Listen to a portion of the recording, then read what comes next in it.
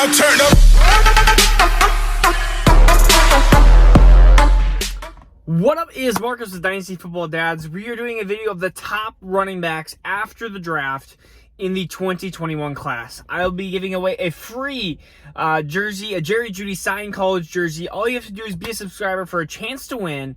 When we hit 1K, we'll be giving it away to one of you guys.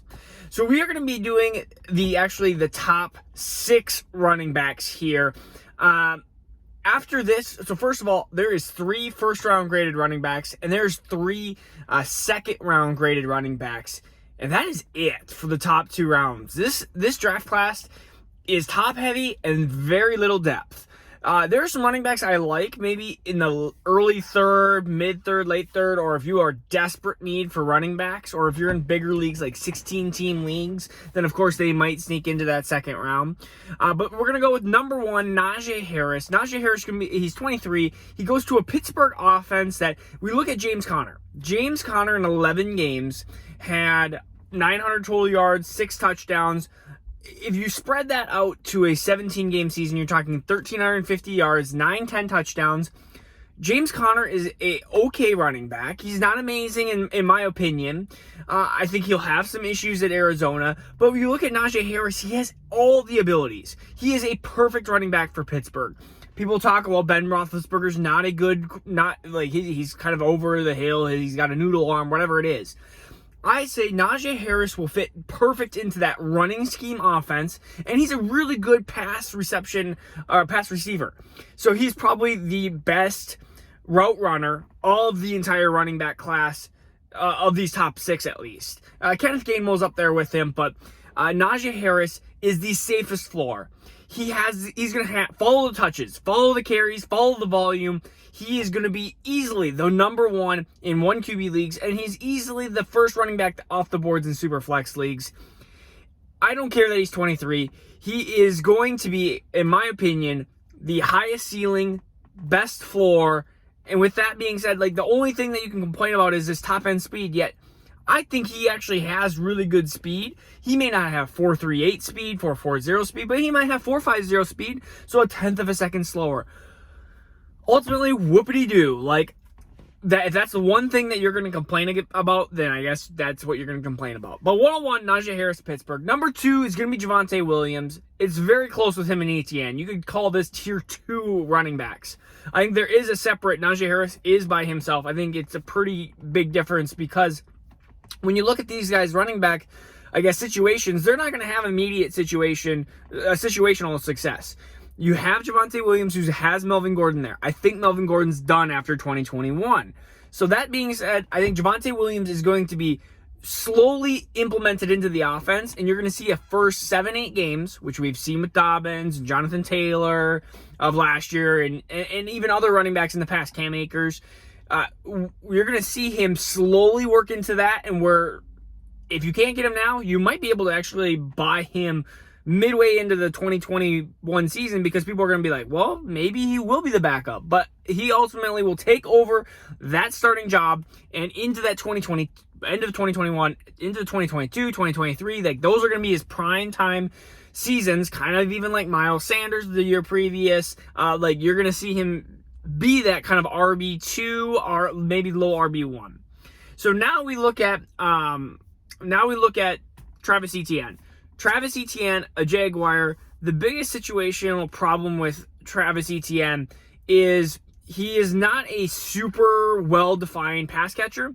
And if he's going to play half the downs and share with James Robinson and play pass catcher, you're going to get a lot of these dump-offs and screens. So he is going to be splitting some time with James Robinson. James Robinson's not dead. He's not going to go just straight into I'm not going to play at all. James Robinson is a good running back. And you can't take somebody that was top 5 in fantasy production and just make them absolutely 100% disappear. He'll go into the Philip Lindsay role. But still, him being in the Philip Lindsay role to somebody else, that's still, he's going to take away some volume and some of the upside that Travis Etienne has. And it's not like James Robinson's going anywhere. He's going to be there for at least the next 2 years. So Travis Etienne, who I think is really, really talented and fits well with Trevor Lawrence, I still think I still think that Travis Etienne is my 103 in rookies right now. I still have him ahead of the wide receivers, but there's definitely more argument now than there was a week ago. Even with Javonte Williams, there was I don't guarantee, because guarantee is a strong word. I think in a lot of leagues, you're going to see Jamar Chase go 102 or 103 ahead of one of these running backs. And it's not what I would do, because I would still have the running backs 101, 102, 103. That's where these rankings are. But still, I think that is a possibility that you could see, a probability that you could see. And I could even see Devontae Smith in some leagues, maybe 20, 30% of leagues, go ahead of one of these three running backs. And that's where I think it stops. Kyle Pitts also could be ahead of some of these running backs, which means you're going to have maybe Javonte Williams, Travis Etienne fall to 104, 105, 106, and that is a great, great value for those running backs. So don't hear what I'm not saying. I don't say that these running backs are in horrible positions.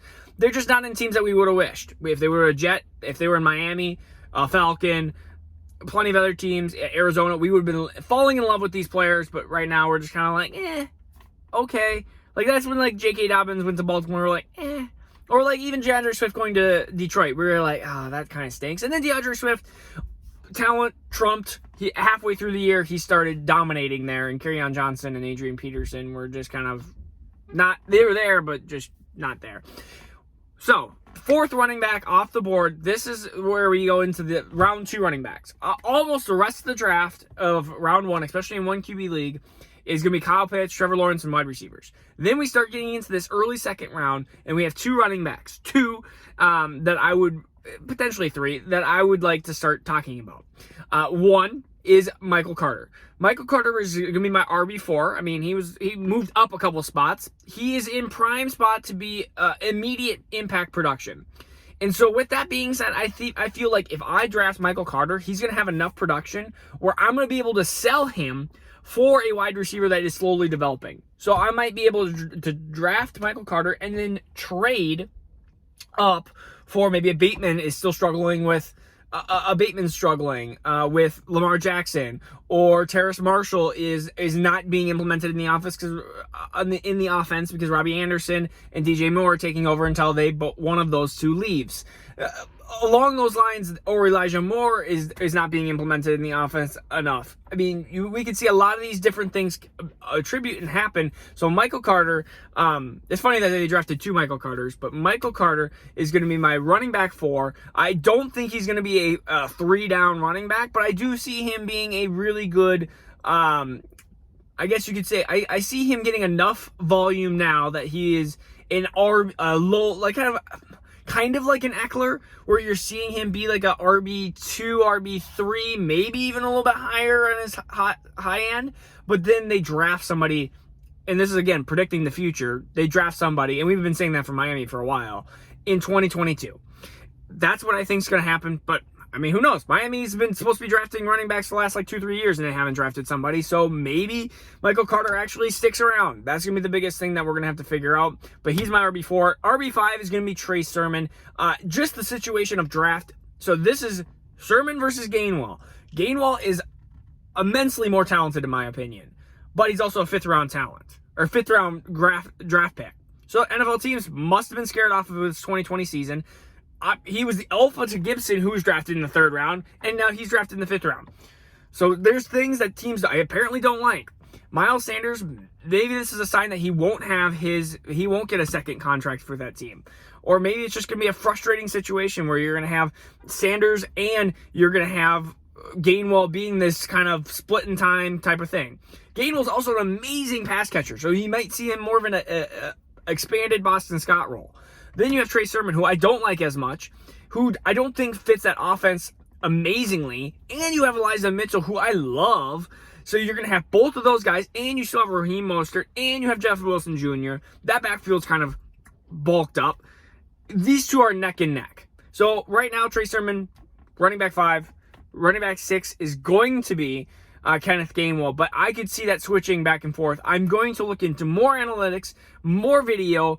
Just keep watching these players, because right now it's like you have all these different opinions of them, but then I'm like, okay, I need to look up how successful are 5th round running backs. Okay, what is the 5th round versus 3rd round running backs? Because right now, like, 5th round, I feel, is like not a death sentence, but we are starting to go like, oh my goodness, like that's going to shove him down the boards 10, 15 spots. Is that the appropriate response, or is it not? So these are things that I'm continually going to be researching and developing, because you constantly have to be molding. And so if you're doing drafts right now, like these are the top 6. If you have a draft in a couple of months, these might slightly change. They're not going to drastically change, but they might slightly change. So again, this is Marcus with Dynasty Football Dads. This is the top 6 running backs after the 2021 post-draft. All right. We will see you for the wide receivers. Peace out. Take care. See you tomorrow. Now turn up.